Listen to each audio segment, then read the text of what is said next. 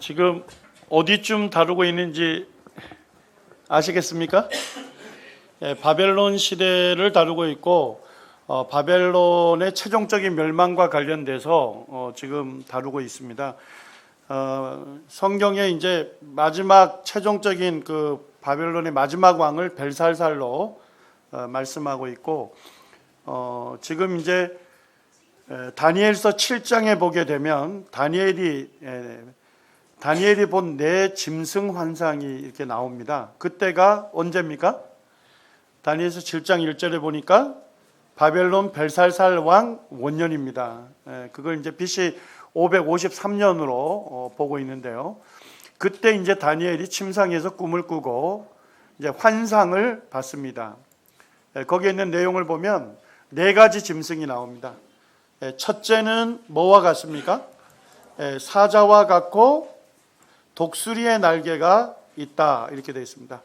내가 보는 중에 그 날개가 뽑혔고 땅에서 들려서 사람처럼 두 발로 서게 함을 받았으며 또 사람의 마음을 받았다 이렇게 하고 있습니다.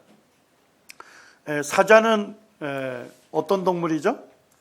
들짐승의 왕이죠. 독수리는요 날짐승의 왕입니다. 그런데 다니엘서 2장에 보면 느부갓네살 왕이 꿈을 꿨을 때 그 신상에 우상에 바벨론 제국이 어디에 해당이 됐습니까? 금에 해당이 됐죠. 금머리. 그게 이제 보석의 제왕이잖아요. 여기서도 보면 사자나 독수리로 들짐승의 왕이고 날짐승의 왕으로 표현한 걸 보게 되면 바벨론 제국을 말하고 있다 하는 것을 볼 수가 있습니다. 그 다음에 이제 보면 두 번째 짐승은 뭘 봤습니까? 곰을 봤는데 그것이 몸 한쪽을 들었다 이렇게 되어 있습니다. 그림처럼 곰이 한쪽 다리를 들었다 이런 얘기입니다. 그렇기 때문에 반대쪽 다리로 체중이 어떻게 됐겠습니까? 실리게 됐겠죠. 그래서 이걸 보면서 바벨론 제국을 멸망시킨 제국이 어디죠? 메데 페르시아 제국이잖아요. 그리고 페르시아 제국은 메데를 접수하고서도 어떻게 해요? 메데라는 이름을 계속 써요. 그러니까 페르시아 제국을 전체적으로 통치할 때 페르시아 제국은 페르시아 그 나라 사람들 중에 또는 메데 사람들 중에서 뭘 세웠습니까? 총독을 세워가지고 전체적으로 통치했어요. 그러니까 메데 페르시아 제국은 메데 사람들을 계속적으로 어떻게 한 거예요? 정치에 등용을 시켰어요. 그래서 그 당시에 가장 큰 도시 국가였던 이 메데와 페르시아를 두 축으로 이 제국을 다스렸기 때문에 이제 성경에서는 계속 메데 페르시아 제국이라고 언급이 됩니다. 그래서 이게 이제 그것이 몸 한쪽을 뭐 했다는 거예요? 들었다.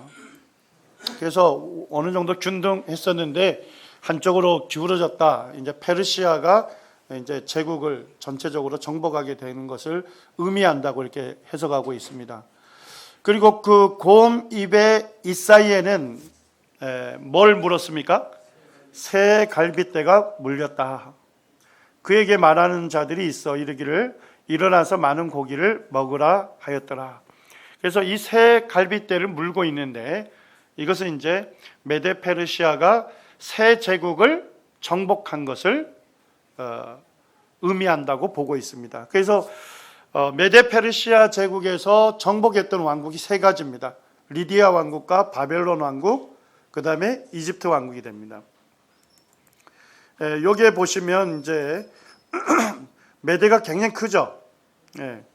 메데가 굉장히 크고 그 중에 이제 아래쪽에 있는 게 페르시아였습니다. 근데 페르시아가 이제 메데를 정복함으로써 메데 페르시아 제국을 형성한 거죠. 그런 다음에 첫 번째로 정복한 게 어디입니까? 리디아 왕국입니다. 자, 그 다음에 어디를 정복합니까? 바벨론 제국을 정복하고 최종적으로 어디 하죠? 이집트 제국을 정복하게 됩니다. 그래서 새 왕국을 정복한 것을 의미한다 이렇게 해석을 하고 있습니다. 그 다음에 이제 세 번째 짐승이 나옵니다. 자, 세 번째 짐승은 어떤 짐승이었죠? 표범이었는데 특징이 그 표범의 등에 새의 날개가 넷이 있었다 이렇게 되어 있습니다. 그리고 그 짐승의 머리도 넷이었다 이렇게 되어 있고, 머리 넷이 있으며 그것들이 뭘 받았습니까? 권세를 받았습니다. 자, 표범은 어떤 동물이에요? 매우 빠른 동물이죠. 그래서 알렉산더가 그 제국을 이루는데, 쉽게 말하면 페르시아 제국을 멸망시키고 그리스 제국 전체를 세우는 데 있어서 걸린 기간이 몇 년인지 아십니까? 20세에 왕으로 등극하거든요.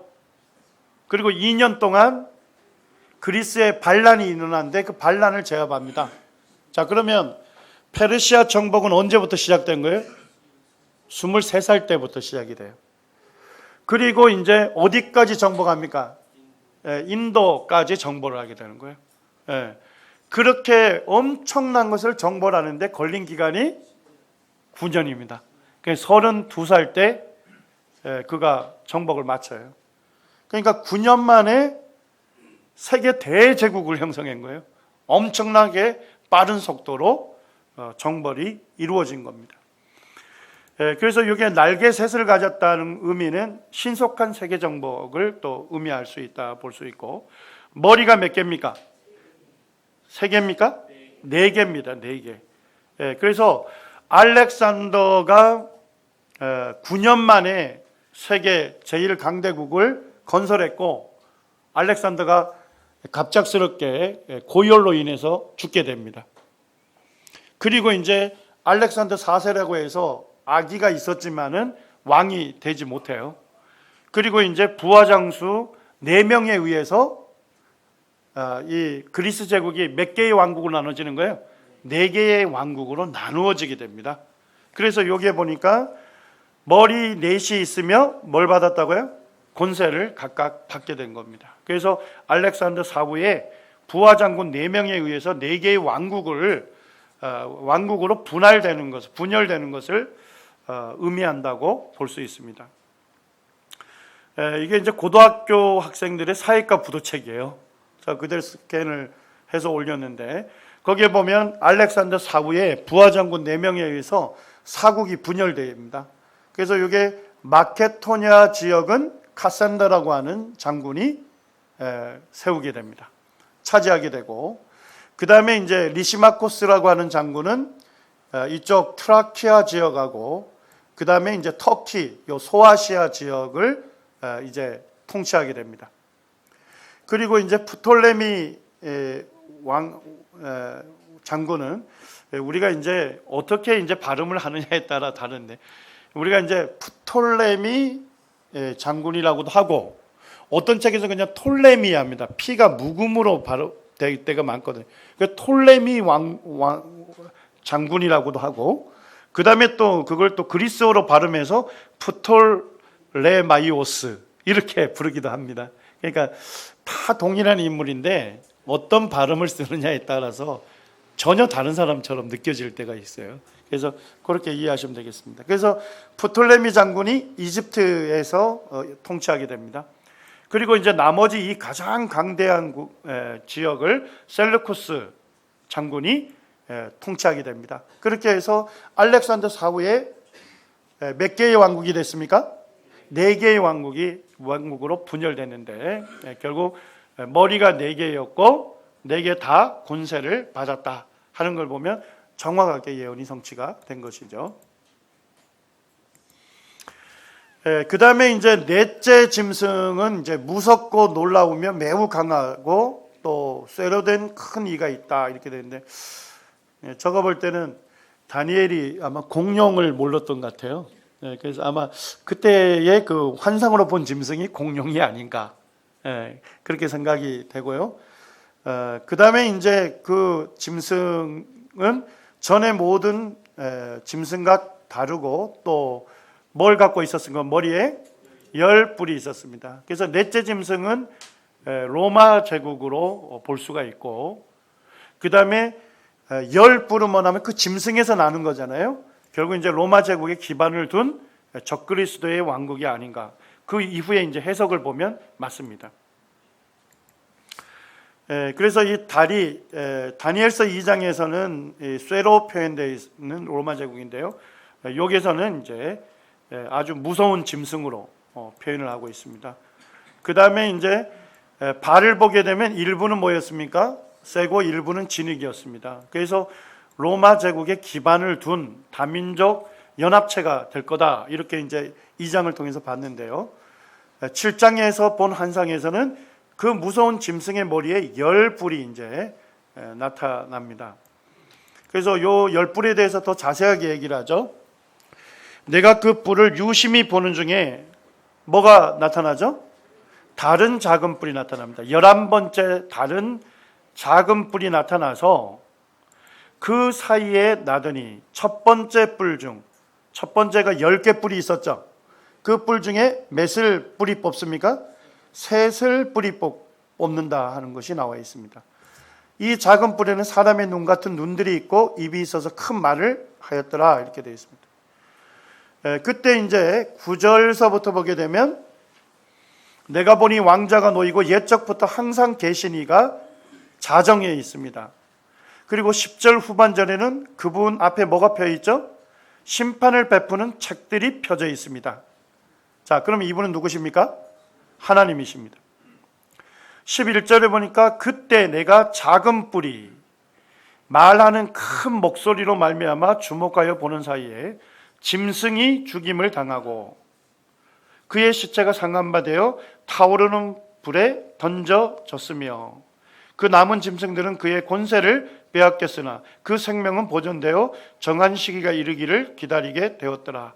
그래서 이 작은 뿔은 어쨌든 할 때 큰 목소리로 주목받는 인물이었고 그때 이제 그 짐승이 뿔을 갖고 있는 그 짐승이 죽임을 당했다는 겁니다. 그리고 이제 등장하는 환상에 보면 누가 등장하죠? 인자 같은 이가 등장하죠. 인자 같은 이가 하늘 구름을 타고 와서 옛적부터 항상 계신 누구라 했죠? 하나님에게 나아가 하나님 앞으로 인도되며 그에게 권세와 영광과 나라를 주고 모든 백성과 나라들과 다른 언어를 말하는 모든 자들이 그를 섬기게 하였으니 그의 권세는 소멸되지 않는 영원한 권세요. 그의 나라는 뭐하지 않는다고요? 멸망하지 않습니다. 자, 그러면 인자 같은 이는 누굴 얘기합니까? 인자로 오신 예수 그리스도를 말씀하고 있습니다. 그래서 예수 그리스도가 하늘 구름을 타고 와서 이제 세상 나라 모든 짐승들을 심판하시고 이제 그리스도의 왕국을 세울 것이다 하는 것을 예언하고 있는 것입니다. 15절서부터 보게 되면 다니엘이 이제 이런 환상은 봤지만 그것을 알 수 없어서 번민하고 있을 때 하나님 곁에 모셔 선자들 중 하나에게 나아가서 이 모든 일의 진상을 물으매 그가 내게 말하여 그 일의 해석을 알려줍니다. 자, 17절에 보니까 그 내 큰 짐승은 뭐다? 세상에서 일어날 내 왕이다 이렇게 되어 있는데 NIV 성경에 보면 내 왕국이다 이렇게 되어 있고 다니엘서 7장 23절에 보니까 넷째 짐승은 뭐다? 곧 땅의 넷째 나라다 이렇게 하는 걸 볼 때 결국 각각의 짐승은 뭘 얘기합니까? 각각 나라를 설명하고 있다 하는 것을 알 수 있습니다. 그 다음에 이제 10뿔은 그 나라에 대해서 10왕이다 이렇게 되어 있습니다. 자, 그러면 환상이 어디에 더 초점을 맞춰주고 있죠? 네 가지 짐승 중에 넷째 짐승, 마지막 짐승에 초점을 더 맞춰서 아주 이 마지막 짐승에 대한 넷째 나라에 대해서 조명을 합니다. 더 자세하게. 10왕이고 그 위에 또 하나가 일어나리니 작은 뿔을 얘기하죠. 그는 먼저 있는 자들과 다르고 또 새 왕을 어떻게 한다고요? 복종할 거다. 그래서 10뿔 중에 3뿔을 뿔이 뽑았잖아요. 그래서 이 작은 뿔이 새 왕을 복종시킨다. 그가 장차 지극히 높으신 이를 말로 대적하며 하나님을 대적하며 또 지극히 높으신 이의 성도를 뭐 한다고요? 괴롭게 할 것이다. 그래서 이 지극히 높으신 이의 성도, 하나님의 성도, 하나님의 백성, 이스라엘로 볼 수 있습니다. 이스라엘을 괴롭게 할 것이며 그가 또 어떻게 합니까? 때와 법을 고치고자 할 것이며 다니엘서 9장에 이제 71회가 나오잖아요. 거기에 보면 적그리스도가 어떻게 합니까? 또 많은 사람들과 더불어 언약을 맺잖아요. 언약을 맺고 이제 한 일회의 절반이 됐을 때 그 언약을 어떻게 합니까? 폐기하죠. 파기하죠. 그래서 아마 이 다니엘서 9장과 병영해서 해석을 하게 되면 적그리스도가 때와 법을 고치고자 할 것이며 이렇게 볼 수 있습니다. 그것 때와 법을 고치고자 할 것이며 바로 뭐로 이어집니까? 성도들은 그의 손에 붙임바 되어 한때 두때와 반때를 지나게 지내리라 이렇게 되어 있습니다. 그래서 다니엘서 9장하고 병영 해석하면 완전히 맞아떨어지는 거죠. 자, 마지막 한 일에 7년을 이제 시작점이 뭐였죠? 적그리스도가 많은 사람들과 더불어 언약을 맺는다고 되어 있죠. 자, 그것이 언제 파기됩니까? 한 일의 절반이 되었을 때 파기가 됩니다. 자, 그러면 1회를 7년으로 보게 되면 절반은 언제가 됩니까? 3년 6개월이 되는 거예요. 근데 여기도 보니까 그가 때와 법을 고치고자 할 것이며 성도들은 그의 손에 붙임바 되어 얼마의 기간 동안 붙임바 됩니까? 한때, 두때, 반때. 요한계시록과 함께 병영해서 해석하게 되면 한때는 1년을 얘기하고 있습니다.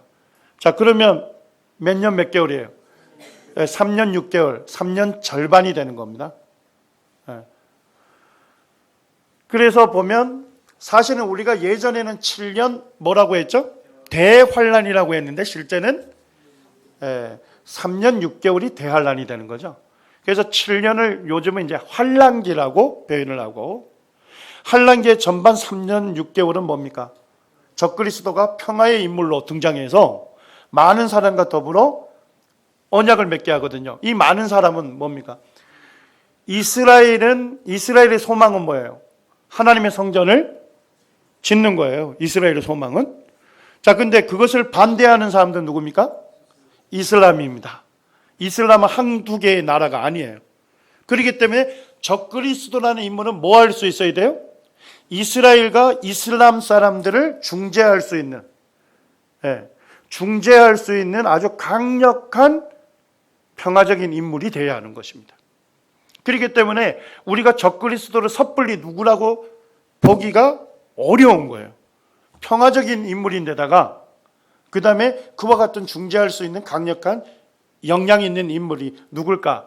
우리가 지금 보기가 굉장히 어려운 거죠. 자, 그렇게 해서 3년 6개월 동안 결국 뭐예요? 이 조약이란 거는 성전을 짓게 하는 것입니다. 그래서 성전 제사가 어떻게 되죠? 회복이 되는 거예요. 그래서 3년 6개월 동안은 이제 적그리스도와 이스라엘이 사실은 평화한 기간이 되는 거죠. 그러다 3년 6개월이 딱 되면 어떻게 합니까? 이 적그리스도가 때와 법을 고치고자 하는 겁니다. 그리고 하나님의 지성소에 뭘 둡니까? 가증한 것을 둔다고 했잖아요. 구약성에서 계속 가증한 것이라고 할 때 우상을 얘기하는 겁니다. 그래서 적그리스도의 우상을 두게 됨으로써 이제 유대인들이 뭘 깨닫습니까? 야, 저 사람이 그리스도로 여길 정도였는데 그가 뭐예요? 우상을 두는 것을 보면서 저는 적그리스도다 하는 걸 알면서 적그리스도와 이스라엘이 이제 완전히 반목하게 되는 겁니다. 그럼으로써 이제 적그리스도는 3년 후반기 3년 6개월 동안 유대인들을 핍박하게 되는 것입니다. 자, 이것이 이제 다니엘서 7장에도 예언되어 있고 다니엘서 9장에도 예언되어 있어서 병영적으로 해석을 할 수 있는 거죠. 26절에 보니까 그러나 심판이 시작이 되면 적그리스도의 권세는 빼앗기고 완전히 멸망할 것이요 나라와 권세와 온 천하 나라들의 위세가 지극히 높으신 이의 거룩한 백성에게 붙임바 되리니 그의 나라는 영원한 나라이라. 모든 권세 있는 자들이 다 누굴 섬긴다고요? 그를 섬기며 복종하리라. 그는 누굽니까? 인자 같으니 예수 그리스도가 되는 것입니다. 그래서 이 성경의 예언을 보면 또 다른 뿔은, 결국은 작은 뿔은 누굴 얘기하죠? 적그리스도를 상징하고, 이스라엘 백성의 혹독한 고난의 시기는 언제가 되겠습니까? 7년 환란기 중에 후반부 3년 6개월이 된다는 겁니다. 자, 작은 뿔을 심판하고 세워지는 이 영원한 나라는 누굽니까? 그리스도에 의해서 세워지는 천년 왕국이 되는 것입니다. 이렇게 해석을 할 수 있습니다. 다니엘서 7장에 보게 되면 2장에서는 뭘로 표현했습니까? 손대지 아니한 돌이 와서 이제 우상의 발을 부서뜨림으로써 이 세상 나라를 완전히 멸하고 이제 그리스도의 왕국을 세우는데, 이 다니엘서 7장에서는 이제 그분이 바로 예수 그리스도다 하는 것을 더 정확하게 보여주고 있습니다. 이제 최종적으로 바벨론 제국이 어떻게 멸망했는지를 좀 살펴보겠습니다. 이제 페르시아의 한 왕이 등장을 하는데요. 그가 고레스입니다. 고레스. 세계사에서는 키루스 2세라고 발음을 합니다. 또는 사이러스라고도 발음을 합니다. 다 동일한 인물로 보시면 되겠습니다. 그때 이제 메대의 왕이 누구였냐면 아스티게스입니다. 아스티게스가 이제 메대의 왕이었는데 굉장히 강력한 왕이었어요. 그리고 고레스와 관계가 어떻게 됩니까? 외할아버지가 됩니다. 외할아버지. 그러니까 아스티게스가 페르시아를 쉽게 이렇게 통제하기 위해서 자기 딸을 뭐해요? 거기에 시집을 보낸 거예요. 쉽게 얘기하면 고레스에게 준 겁니다. 고레스의 참 아버지에게 준 거죠. 결혼을 시킨 거죠. 그렇게 해서 이제 관계가 됩니다. 아스티게스가 이제 강해지니까 이제 바벨론은 뭐 하고 있었어요? 이제 나락으로 떨어지고 있었죠. 그러니까 이제 아스티게스가 자주 바벨론을 수시로 공격을 했어요. 그때 누가 등장했냐면 이제 고레스가 등장하면서 고레스가 반란을 일으키죠. 일으키면서 메대에 반기를 들죠. 자, 근데 이제 바벨론의 나보니두스 왕은 뭐예요? 고레스가 등장하고 고레스가 메대에 반란을 일으키니까 그는 어때요? 굉장히 좋은 거예요. 왜요? 메대 왕 아스티게스가 바벨론을 자꾸만 정복하려고 하는데 이제 고레스가 등장해서 메대를 괴롭히니까 바벨론 왕이었던 나보니두스가 좋아하게 됩니다. 근데 좋아할 수가 없는 게 뭐냐면 BC 550년에 어떻게 합니까? 고레스가 메대의 수도인 엑바타나를 점령합니다. 그리고 외할아버지 아스티게스를 죽이게 되는 겁니다. 그래서 메대 왕국을 접수하게 됩니다. 그리고 이제 한급하게 바벨론은 이제 이집트하고 리디아하고 방위 동맹을 체결합니다. 이 페르시아에 맞서기 위해서. 그런데 이제 고레스가 BC 546년에 리디아를 또 정복을 하게 됩니다. 그리고 이제 이집트로 가려고 했는데 바벨론을 정복하려 했는데 고레스는 바벨론을 직접 정복 안 하고 원정의 방향을 어디로 틉니까? 동쪽으로 틀어가지고 이제 동쪽을 정복하게 돼요. 그리고 이제 나중에 뭘 정복하게 된 겁니까? 바벨론 제국을 무너뜨리게 되는 겁니다. 바벨론이 어떻게 이제 최종적으로 멸망한 걸 보면 바벨론에서 총독으로 세운 엘람 총독, 이 고브리아스라는 사람이 페르시아의 그 고레스 왕에게 자진 투항을 하게 됩니다. 그러면서 이제 BC 539년에 고레스가 바벨론을 점령하게 되는데 그 자세한 어떻게 점령을 하게 되는지는 제가 조금 있다가 진행을 하겠습니다. 그리고 이제 그 당시 마지막 왕이 나보니두스와 그의 아들 벨살살이었잖아요. 자, 나보니두스는 무슨 신을 섬겼다 했어요? 달의 신을 섬겼습니다. 그런데 바벨론 사람들은 누구를 섬겼어요?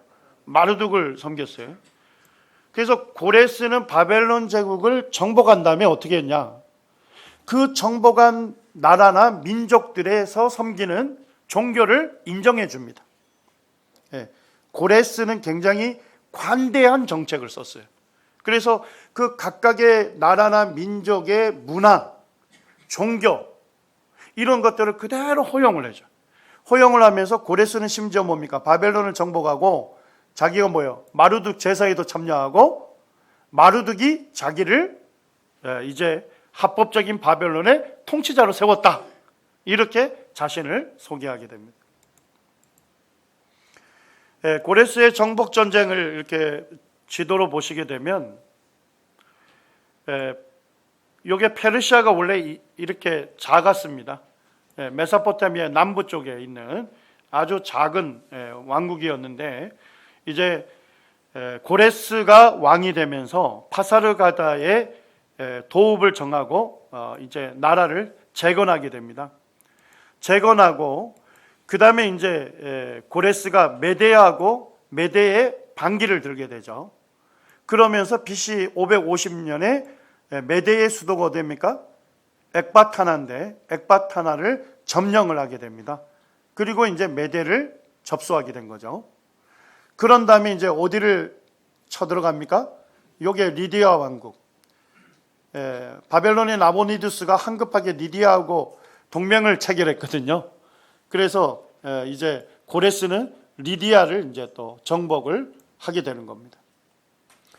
자, 그 다음에 이제 고레스가 바벨론을 정복하기 위해서 이 오피스라고 하는 지역에서 바벨론 군대하고 이제 전투를 하게 되는데 여기에서 고레스 왕이 바벨론 군대를 물리치게 됩니다. 그리고 이제 최종적으로 어디로 갑니까? 바벨론, 수도인 바벨론을 BC 539년에 정복을 함으로써 바벨론 제국이 어떻게 됩니까?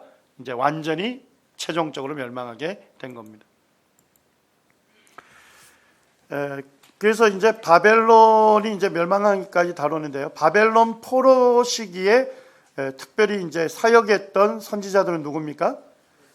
다니엘과 에스겔이다 하는 것을 알 수가 있습니다. 이제 고레스 왕으로부터 시작이 되는 페르시아 제국, 페르시아 시대를 살펴보겠습니다. 페르시아 시대에는 특별히 페르시아 제국의 왕들은 하나님으로부터 뭐에 쓰임을 받았습니까? 이 바벨론의 포로로 끌려왔던 유대인들을 귀환시키는데 쓰임을 받습니다. 그리고 성전을 재건하고 성벽을 재건하는 그 일에 이제 페르시아의 왕들이 기여하게 됩니다.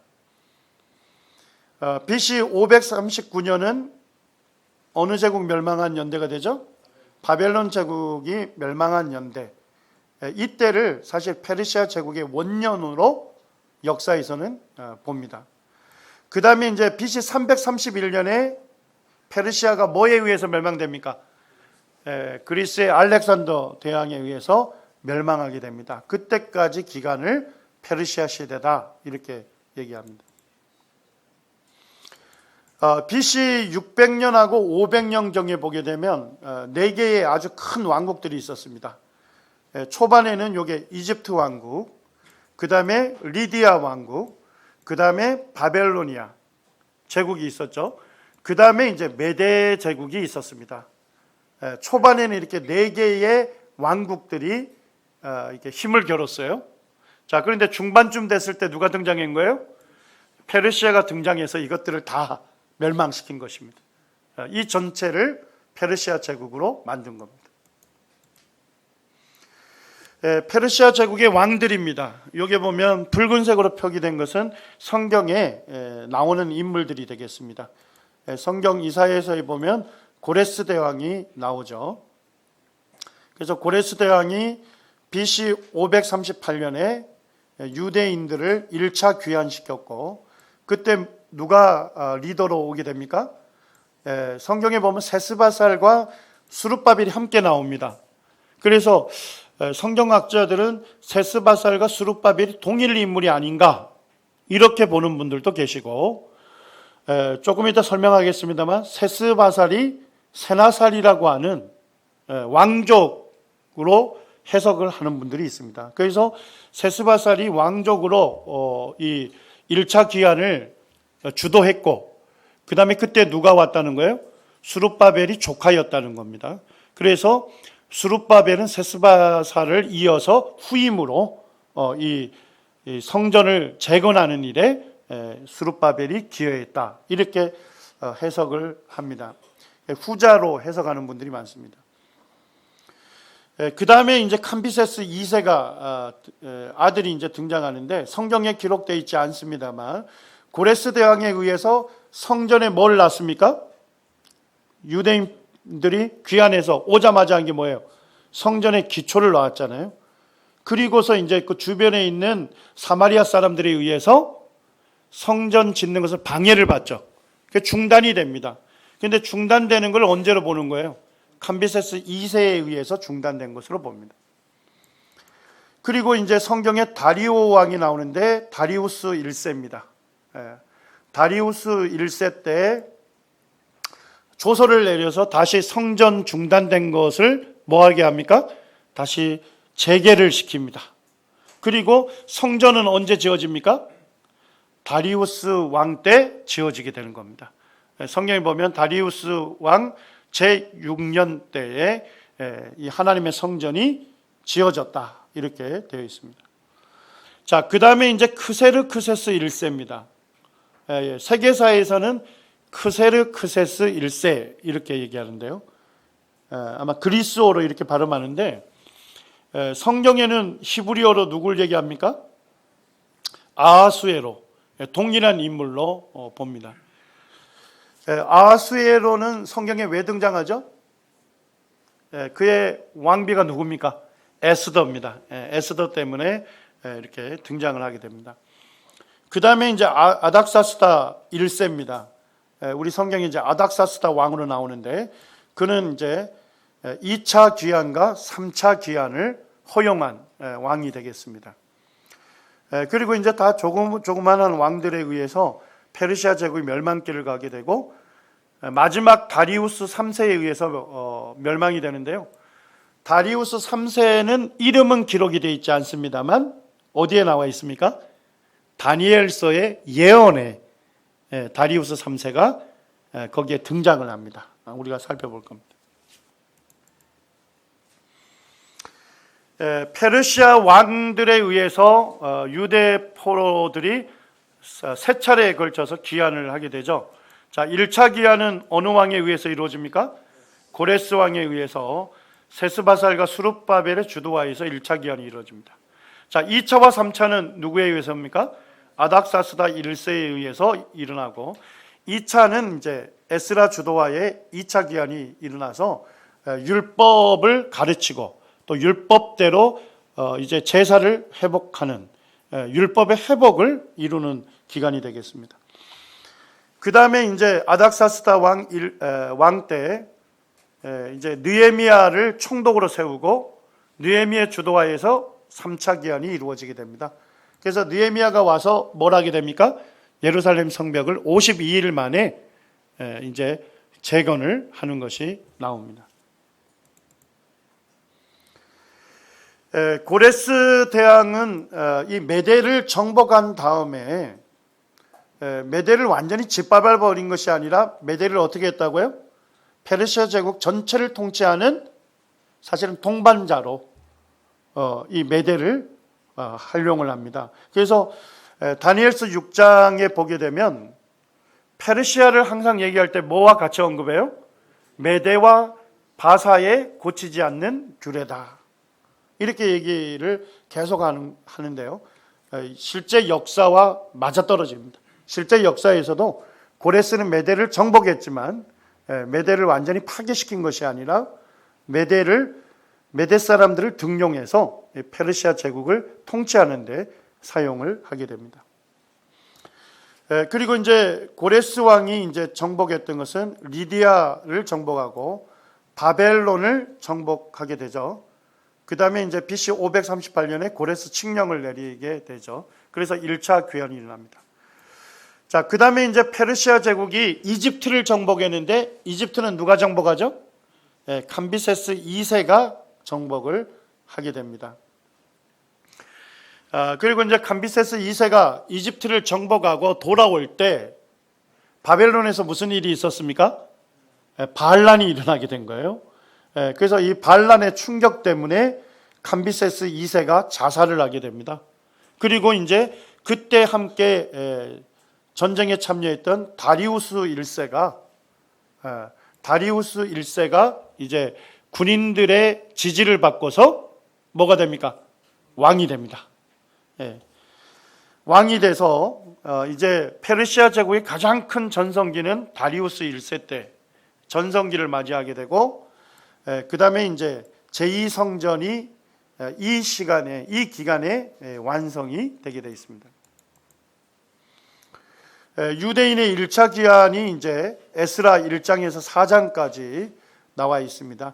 거기에 보면 왕족 세스바살이 주도했다 이렇게 되어 있는데, 이 인물이 역대상 3장 18절에 나오는 여호야긴의 아들인 세나살로 해석하는 분들이 있습니다.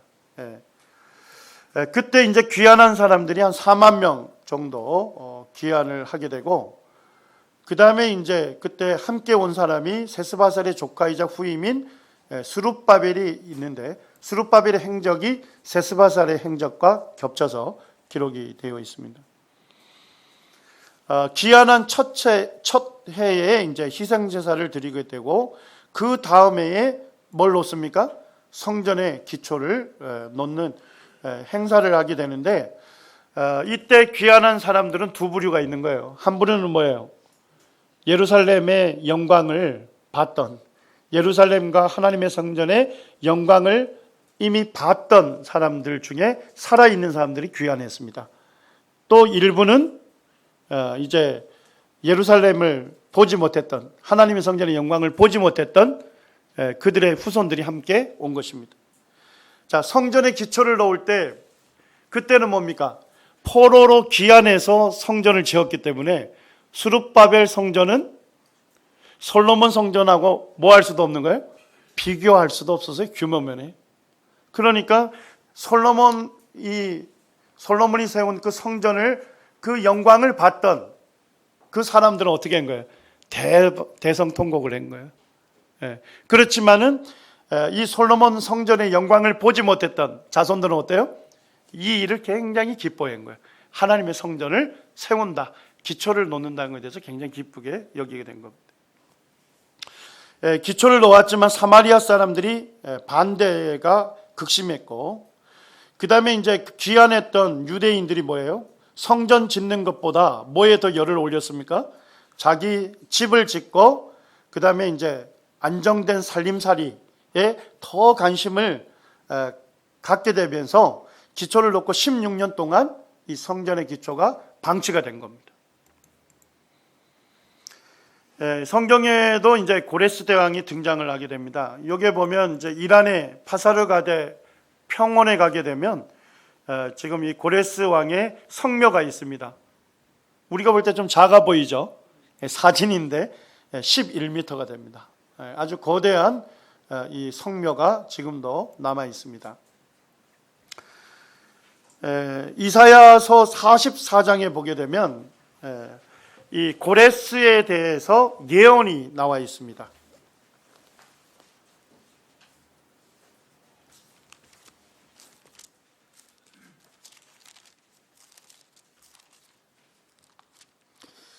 이 고레스에 대한 예언이 있는데요. 우리 27절에서 28절 같이 한번 읽을까요?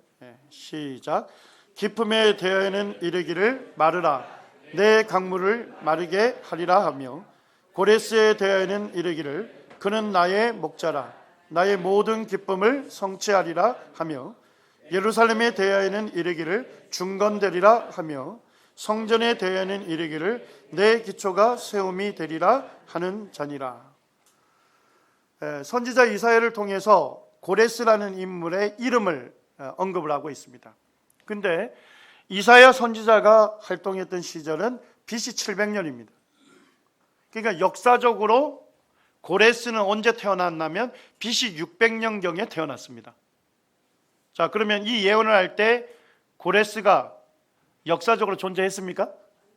존재하지도 않은 인물의 이름을 하나님께서 말씀하고 있고, 하나님께서 고레스를 뭐로 삼았답니까? 나의 목자로 삼았다는 겁니다. 그러니까 하나님께서 이 고레스라는 인물을 선택하신 거예요. 선택하시고 나의 모든 기쁨을 성취하리라. 하나님의 뜻을 이루는 하나님의 도구로 고레스를 삼았다고 말씀하고 있습니다. 이사야 45장에 보면 또 더 자세하게 얘기합니다. 여호와께서 그의 기름 부음을 받은 고레스에게 이같이 말씀하시되 내가 그의 오른손을 붙들고. 자, 누가 고레스의 오른손을 붙들겠답니까? 하나님께서 고레스의 오른손을 붙들겠다. 고레스를 아주 강하게 하겠다는 겁니다. 그 앞에 열국을 항복하게 하며 내가 왕들의 허리를 풀어 그 앞에 문들을 열고 성문들이 닫히지 못하게 하리라. 자, 고레스가 거침없이 정복 전쟁에 승리했는데 그 승리는 결국 누가 일으킨 겁니까?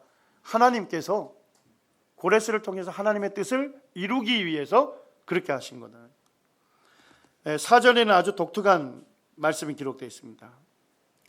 45장 4절에 보면 내가 나의 종 야곱 내가 택한 자 이스라엘 곧 너를 위하여 내 이름을 불러 너는 나를 알지 못하였을지라도 내게 칭호를 주었노라. 고레스는 누구를 알지 못했답니까?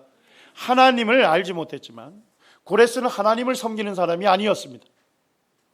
너가 나를 알지 못하였을지라도 내가 너에게 칭호를 주었다. 하나님께서 고레스를 하나님의 뜻을 이루는 하나님의 도구로 선택하셨다 하는 것을 분명히 밝히고 있습니다. 자, 고레스를 언급하면서 고레스를 통해서 하나님께서 성취하시고자 하는 일이 뭐였을까요? 두 가지입니다. 첫째는 뭐죠? 예루살렘에 대하여는 이르기를 중건되리라. 예루살렘을 파괴된 예루살렘을 중건하는데 고레스가 기여할 거다는 겁니다. 자, 근데 이 예언은 독특한 건 뭐였습니까? BC 700년경이면 성전이 예루살렘 성이 파괴됐어요, 안 됐어요? 안 됐는데도 불구하고 예루살렘 성이 파괴될 것을 전제로 고레스라는 인물이 이 예루살렘 성을 중건하는데 기여할 것이다, 이렇게 예언을 하는 겁니다. 자, 두 번째 그가 할 건 뭡니까? 성전에 대하여는 이르기를 내 기초가 세움이 되리라. 그래서 고레스에 의해서 하나님의 성전의 기초가 세워질 것이다 하는 것을 예언하고 있습니다. 이 예언이 있은 이후에 BC 586년에 느부갓네살 왕에 의해서 예루살렘이 완전히 파괴가 되고 하나님의 성전이 불타게 됩니다. 그리고 이제 포로들에게 뭐라고 예레미야가 예언했습니까? 70년이 차면 다시 이곳으로 돌아오게 하겠다. 1차 포로로 끌려가던 사람들에게 예언을 했는데 1차 포로 귀환이 BC 536년에 이루어졌습니다. 자, 그렇게 보면 몇 년 정도 됩니까? 70년 정도에 이제 이 예언이 성취가 된 것이죠. 그리고 에스라 1장에 보게 되면 1절에 바사 왕 페레스 왕 고레스 원년에 여호와께서 예레미야 입을 통하여 하신 말씀을 이루게 하시려고 이제 바사 왕 고레스의 마음을 감동시키며 그가 온 나라에 공포도 하고 뭐도 내립니까? 조소를 내립니다. 자, 근데 조소의 내용이 뭐죠? 유다 예루살렘에 성전을 건축하려고 하는 조소가 내려지는 겁니다. 자, 이 조소에 의해서 이제 1차 유대인 귀환이 일어난 것이죠. 자, 그들이 오자마자 어떻게 했습니까? 처음에 한 게 뭐죠? 하나님의 성전에 기초를 놓게 된 것입니다. 그럼으로써 이 고레스가 성전에 기초를 놓는데 고레스가 기여할 것이다 했던 이 예언이 구체적으로 성취가 된 것이죠. 이게 성경에 이 조소가 나와 있을 뿐만 아니라 실제로 고레스 왕의 그 원주가 발견이 됐어요. 그래서 1879년에 오늘날 이제 니너베라고 하는데 성경이 어디입니까? 니느웨입니다. 니느웨에서 거기에 이 고레스 왕의 업적이나 조서를 거기에다 기록을 해놓은 거예요. 거기에 보면 메대와 페르시아 왕 고레스의 법령이다. 바벨론의 포로를 석방하고 뭘 재건을 지원하라고요? 성전 재건을 지원하라. 그래서 고레스의 조서가 내린 것이 성경에도 기록되어 있을 뿐만 아니라 이 고고학적인 증거가 역사적으로 일어났다 하는 것을 보여주고 있는 겁니다. 그리고 요세푸스가 기록한 고대사에도 이 내용이 기록되어 있습니다. 거기에 보면 이렇게 기록되어 있습니다. 그러니까 이 이사야의 예언, 우리가 아까 읽었던 이사야 44장을 얘기하죠. 예언은 성전이 함락되기 몇 년 전에요? 140년 전에 행한 예언이었다. 이에 고레스는 이 예언을 읽고 하나님의 능력에 감탄하지 않을 수 없었다. 그는 이 예언을 성취시켜야겠다는 진지한 열정에 불타게 되었다. 따라서 고레스는 바벨론에 있는 유대인들 중 유력 인사들을 불러 이같이 말했다. 내가 그대의 백성들을 고국으로 돌려보내 예루살렘과 하나님의 성전을 재건하도록 해주겠소. 내가 이 일에 그대들을 돕도록 하겠소. 이사야 44장에 나와 있는 고레스가 기여하겠다는 두 가지 정책이 있었죠. 자, 그 정책이 실제 고레스에 의해서 그 정책이 시행이 됐다는 것을 요세푸스는 기록하고 있습니다. 요세푸스의 고대사를 읽으면서 조금 이제 시나리오를 구성할 수 있는 거는 이제 고레스 왕이 뭡니까? 바벨론 성을 정복하고 입성을 했다는 겁니다.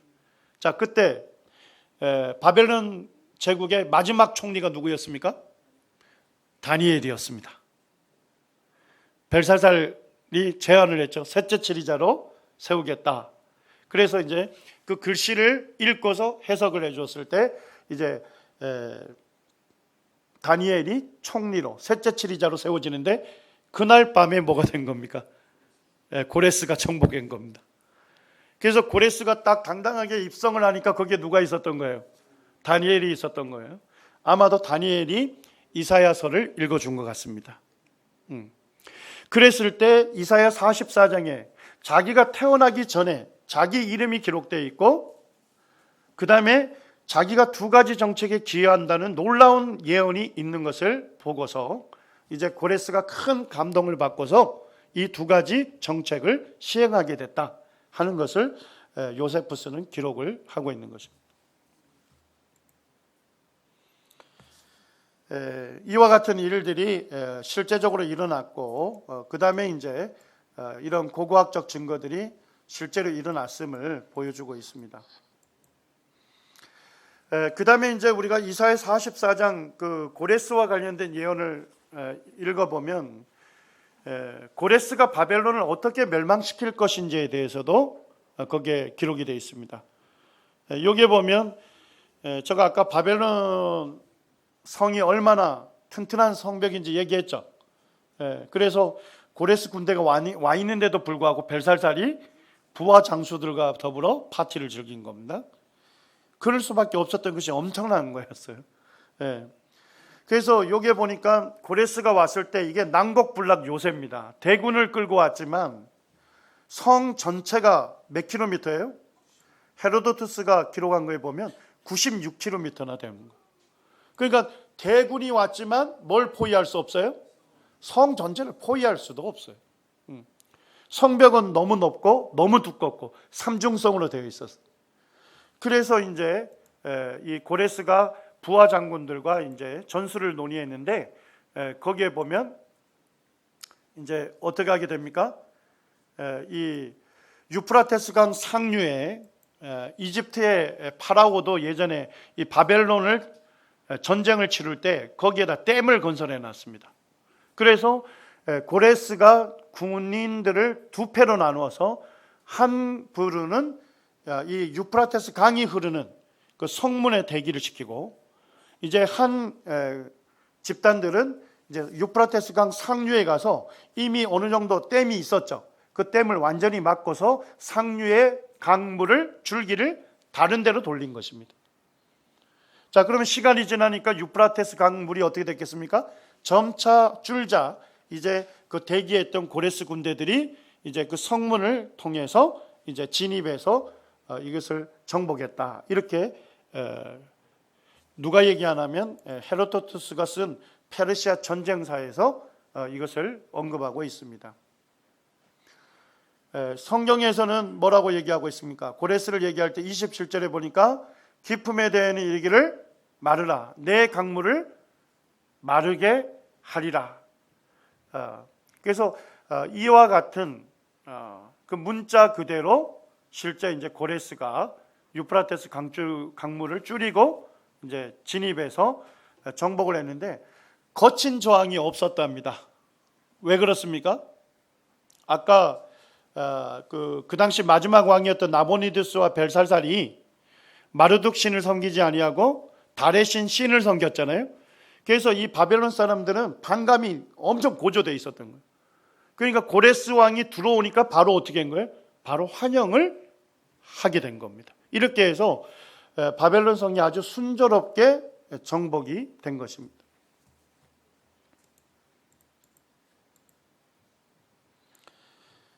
어떤 분이 예언은 일기예보처럼 불완전한 확률 위에 정립된 것이 아니라 미리 뭐 한 거라고요?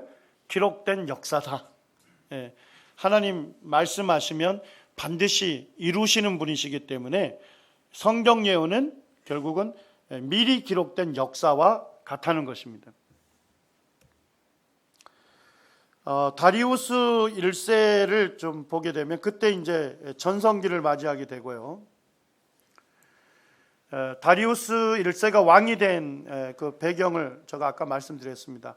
캄비세스 2세가 이집트 정복을 후에 귀환을 하면서 유대 땅에 있었는데 그때 이제 바벨론에 반란이 일어났다는, 가우마타에 반란이 일어났다는 얘기를 듣게 되고 캄비세스 2세가 자살을 하게 됩니다. 그리고 그의 측근의 군관이었고 왕족의 반개 가문, 반개라는 게 직계가 아니다 이런 얘기입니다. 반개 가문 출신인 다리우스가 군대의 전폭적인 지지를 받으면서 왕위에 즉위를 합니다. 그리고 페르시아에서 그래도 왕으로서 지지를 받으려면 어떻게 해야 돼요? 이 고레스의 핏줄이 있어야 하잖아요. 그래서 고레스의 딸이 아토사였는데 이 아토사와 결혼을 하게 됩니다. 페르시아 전역에 일어난 반란을 다리우스 1세가 이 반란을 제압하고 이제 페르시아 제국을 어디까지 확장했습니까? 인도가 있는 인더스 강가에서부터 에게까지 영토를 확장하게 되고 20개의 주로 편성을 해서 통치를 했답니다. 그러니까 통치 체계를 갖추었다는 겁니다. 그리고 페르세폴리스 이런 데에 궁전을 세우는 많은 건축물을 세웠던 왕이고 또 나일강과 홍해를 연결하는 운하를 건설했고 저 어디입니까? 사대면 어디죠? 사대? 소아시아죠. 터키에서부터 해서 수사까지, 수상궁까지 도로망을, 직선 도로망을 건설을 했답니다. 이거를 이제 페르시아 왕도라고 하는데요. 그 다음에 법률을 개혁하고 표준 화폐 제도를 개발했어요. 그러니까 다리우스 1세 때 페르시아 제국은 어떻게 됐습니까? 최고의 전성기를 구가했습니다. 그런데 다리우스 1세의 유일한 흠이 있다면 뭐였습니까? 그리스 원정을 하려 했어요. 그런데 그리스는 그 당시에 한 개의 왕국이 아니었고 도시국가 연합체였습니다. 아테네라든지 스파르타라든지 테베라든지 이런 이제 도시국가 연합체였기 때문에 실제 그리스는 약골이었던 거예요. 그러니까 다리우스 왕이 뭐 대제국을 건설하다 보니까 이제 누구도 정복하기 원한 거예요? 그리스도 정복하기를 원했던 거예요. 그런데 두 번의 전투를 했는데 두 번 다 패하게 됩니다. 두 번 다 패하게 되고 BC 490년에 마라톤 전투에서 패하게 됩니다. 자, 이것 때문에 뭐가 생긴 거예요? 마라톤이 생긴 겁니다.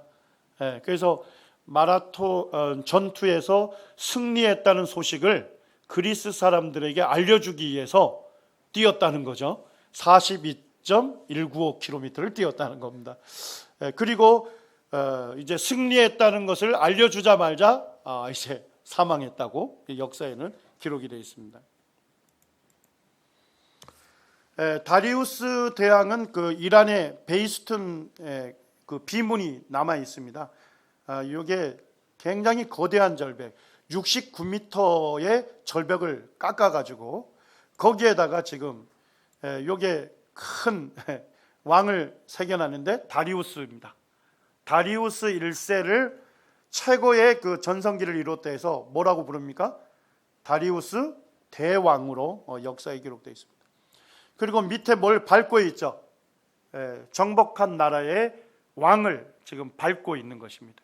그리고 이제 정복했던 나라를 대표하고 있는 그 사람들을 포로로 끌고 가고 있는 것을 여기에다가 새겨 놓았고, 거기에다가 이제 다리우스 왕의 치적들을 아주 자세하게 기록을 해놓고 있습니다.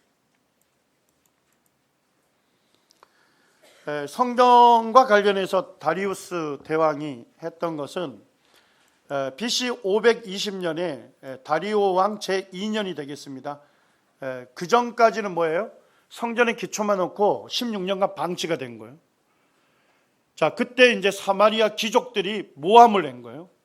그래서 이 모함의 내용을 갖고서 다리오 왕이 조사를 하게 된 거죠. 조사를 했을 때 뭐가 드러났습니까? 메데도의 엑바타나 왕실 기록 보관소에서 뭘 발견하게 된 겁니까?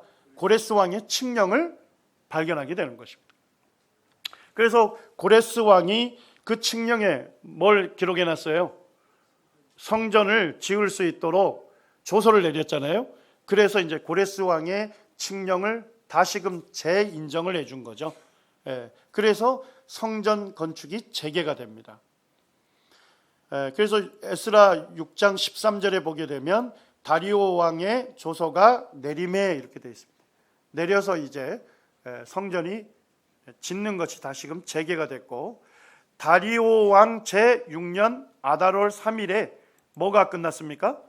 성전의 일을 끝내니라 이렇게 되어 있습니다. 이때가 바로 BC 516년이 되겠습니다. 그때 이제 성전 봉헌식을 갖게 된 것입니다. 10분 쉬겠습니다.